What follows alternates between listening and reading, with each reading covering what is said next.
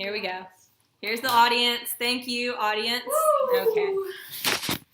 So, let us begin.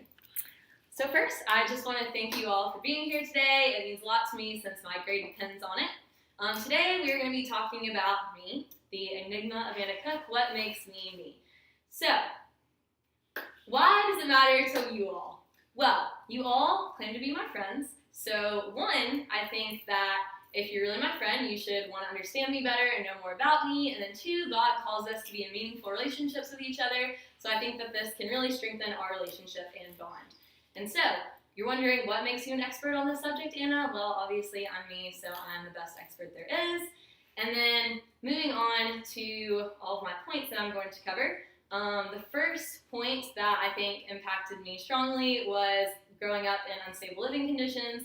The second point is being homeschooled until 7th grade with my older brother. And the third point is my parents' divorce. So jumping right in, I grew up in a very unstable living conditions. I lived in 20 different houses, multiple different cities, and in 2 different states.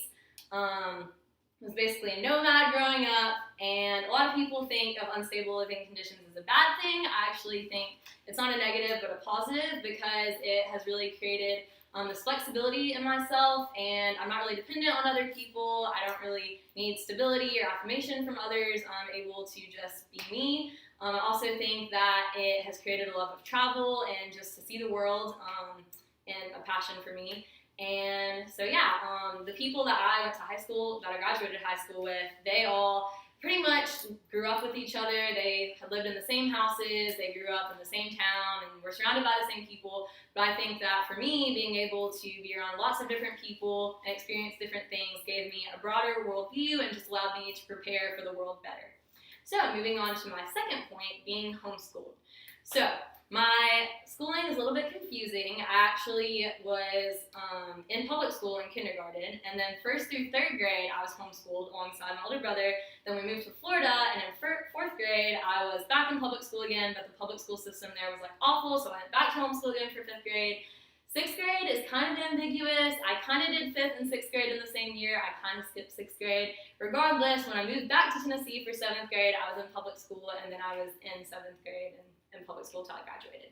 So, moving back to being homeschooled. I was homeschooled alongside my older brother, who is 18 months older than me, Jason.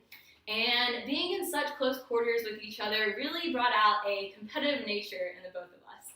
So being competitive, everything was a competition. Our schoolwork, our sports. We even once had this contest to see who could drink the most water out of one of those gallon jugs when my mom was like, you have to drink a gallon of water a day, and we ended up throwing up everywhere. It was a bad time, we don't have to talk about it. But silliness aside, being competitive, it really created this like drive in me. It created a thirst for knowledge and learning. It created a passion for sports and athletics. And it's one of the reasons that I graduated high school at 16 and skipped a grade. It's one of the reasons that I'm about to graduate college early, at the age of 20, a semester early. And so it just really put this passion and drive in me. Another thing it also aided me in is my brother Jason and I, we used to read books and have competitions to see who could read the most books. And that made me have a love for reading and for books. And then now I'm an English major and I want to go into publishing. So it just really impacted me very greatly. And then the third point was my parents' divorce. So most of you guys know that my parents are divorced. For as long as you've known me, they have been. But for most of my life, my parents were not divorced. My parents didn't get divorced until between my freshman and sophomore year in high school. And so that was obviously a really hard thing for like me and my brothers. It was really, really sudden. And also my mom actually got remarried to my stepdad a month after my parents got divorced. So it was a really, really hard year in time. Physically, just in all aspects of my life, but mostly I would say spiritually. And that's because I hadn't really had any adversity in my life before.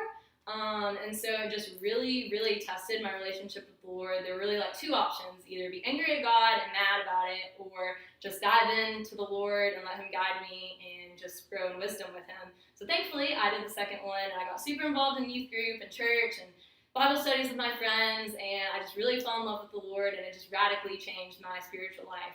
And so that was my parents' divorce and my spiritual life and the impact that it had on me. And so those are the 3 points. Hopefully you guys know me better. To conclude, my thesis was that you guys would really understand the enigma of Anna Cook. My 3 points were my unstable living conditions, being homeschooled, and my parents' divorce. And so that's it. I hope you guys enjoyed this journey through my childhood. Hope that you understand me better. And thank you very much for being here. I must pan to the audience again. Thank you, audience. Yeah! Okay.